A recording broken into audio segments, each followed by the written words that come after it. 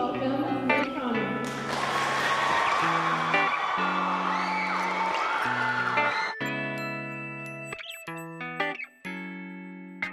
We weren't doing the W back then. Nobody was doing the W back then. No. We were doing the running man. Right. You see, nobody was doing the stanky leg back then. Nobody was doing it. We call in language arts is a hook, where you have to grab them first before they begin to write. You have to get the writers interested, or the reader interested in what you're writing.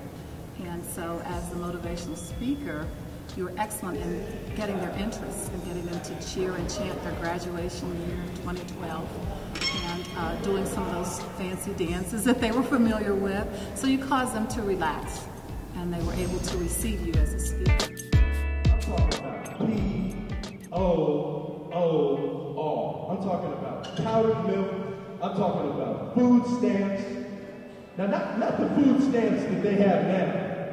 That little debit card, you just punch in your code and walk out with your groceries. I'm talking about food stamps when they used to have the dollar bill. It was brown. And my mom used to make me go in and buy milk and eggs with a dollar bill. Talk about embarrassing, man. The fact that they were quiet and they looked attentive said a lot. I think they grasped today was that regardless of where you're coming from and what you're dealing with, figure out a way to get through it and make it better. Not to stay in the same cycle, and I think that really came across today. You see, I know what you're thinking out there. I know what you're thinking. You're thinking, man, you're a motivational speaker. You're always happy, right? You're always positive. Yeah, right. Where he came from. A lot of these kids, I hear stories all the time about their past lives, their past experiences. They come in sometimes in tears because of stuff that has happened. It's all about how they react to that situation.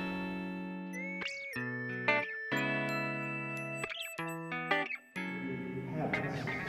And habits have consequences. You can't hide from them. You see, for me, I made the decision to feel like I had arrived.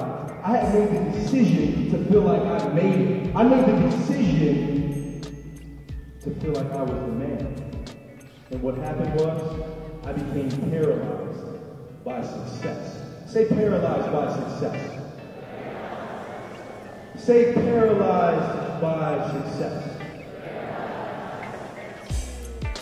Be able to speak to the students and for them to really get a push and motivation to, really achieve their dreams and their goals, because I feel like they really do see a lot of really hard situations and circumstances at home and on the streets and wherever else they're hanging out. So I think that for them to be able to hear that and to kind of get that idea in their head of, yeah, I think I really can do this, I'm going to do it, I'm going to go get it. The difference between ordinary and extraordinary is truly this much.